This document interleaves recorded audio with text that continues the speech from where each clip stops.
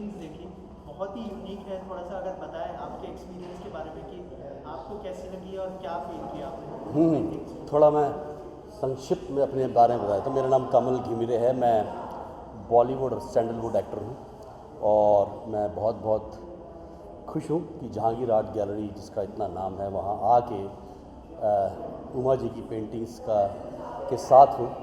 और मैं किशोर लाबर जी, मेरे जो दिल्ली में मेरे दोस्त हैं, उनको शुक्रिया करता हूँ, वो भी आर्ट क्यूरेटर हैं।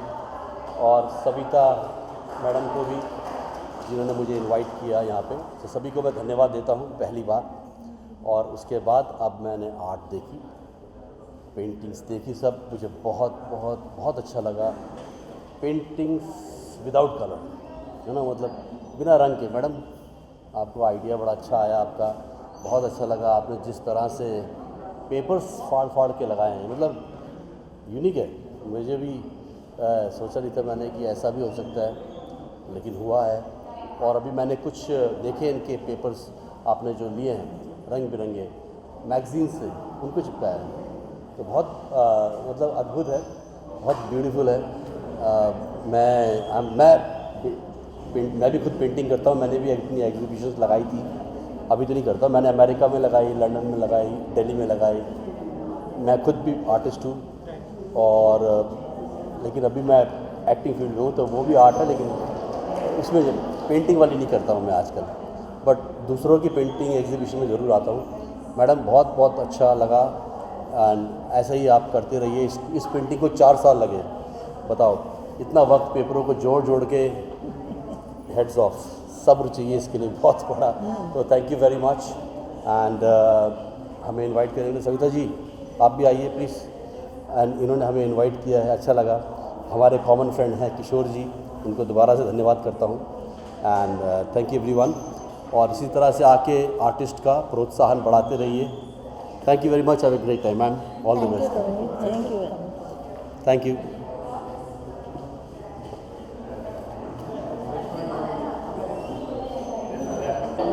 क्या कहना चाहिए सबसे पहले पेंटिंग के इंस्पिरेशन के बारे में बताइए कि कैसे इंस्पायर हुए आप और क्या प्रेरणा मिली थी। और हमने देखा कि पेपर कटिंग्स से आपने पेंटिंग्स बनाई है, थोड़ा सा बताइए हमारे ऑडियंस को इस बारे में।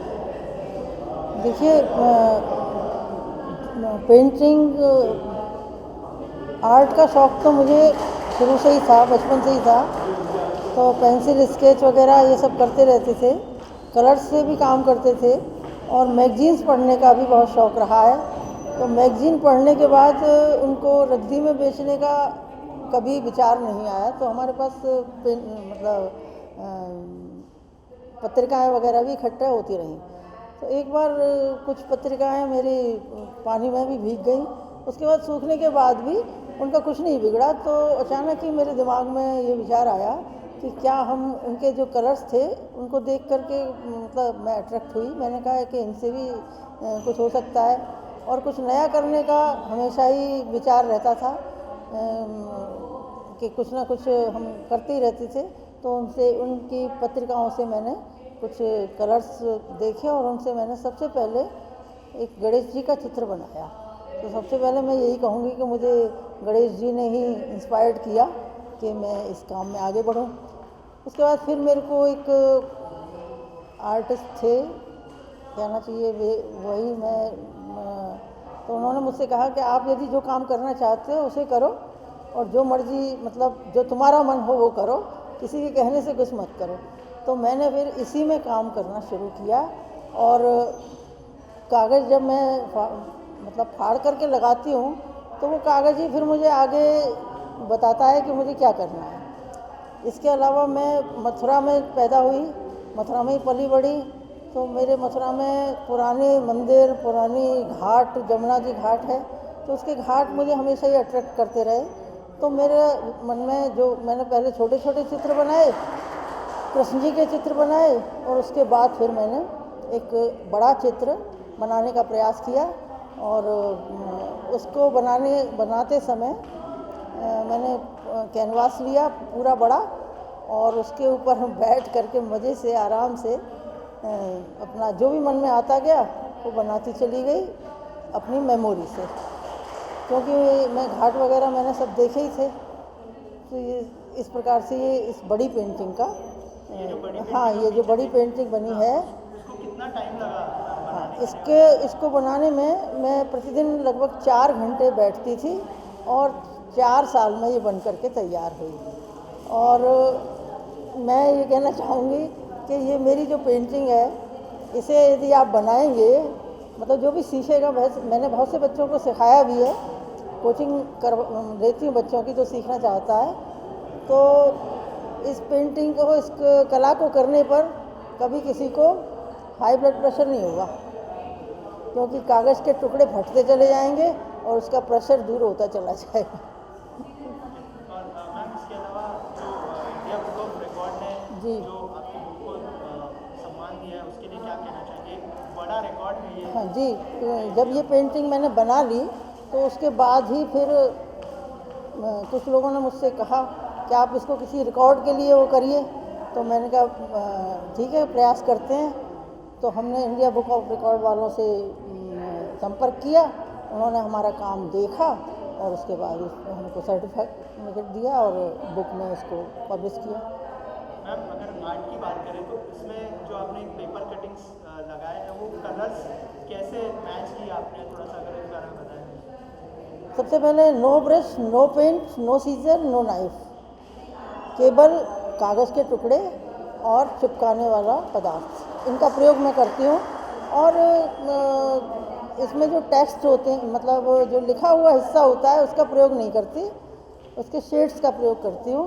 और ये तो हो जाता है, ये जो भी चित्र हम प्रयास करते हैं तो मेमोरी से और कभी कुछ देख कर भी। जो हमारी ऑडियंस देख रही है, उनको कुछ कहना चाहेंगे आप? ऑडियंस से मैं यही कहना चाहूँगी कि मेरी जो कला है, इसे आप करें, बनाएं, और कुछ नहीं, थोड़ी सी मैगज़ीनों का भी सम्मान होगा और 2-4 बोर्ड उस पर आप।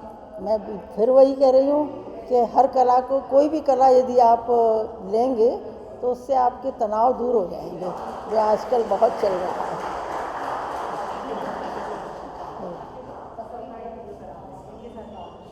आर्ट के बारे में बताइए, बहुत ही यूनिक आर्ट है, थोड़ा सा अगर बताएं। ये जैसा कि आप सभी देख रहे हैं कि ये पेपर कोलाज आर्ट है।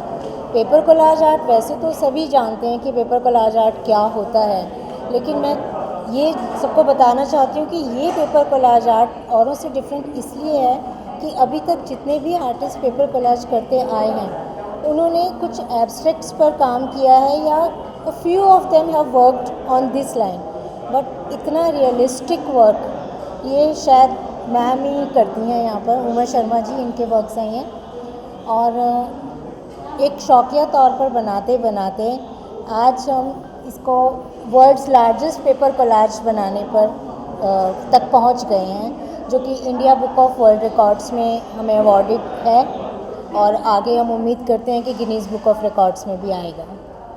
तो इसीलिए मैं चाहती हूँ कि ज़्यादा से ज़्यादा लोग इसको देखें, इस यूनिक आर्ट को देखें कि कितनी मेहनत से और बिना किसी पेंट और ब्रश के इतना कलरफुल और इतनी डेप्थ के साथ paintings banana is real an art. So please, I request all Mumbaikars to come and have a look at the works. Thank you. Thank you. Paintings है, उसके बारे में कुछ बताइए सर। कैसा एक्सपीरियंस रहा देखने के बाद? क्या फील किया आपने इस पेंटिंग से?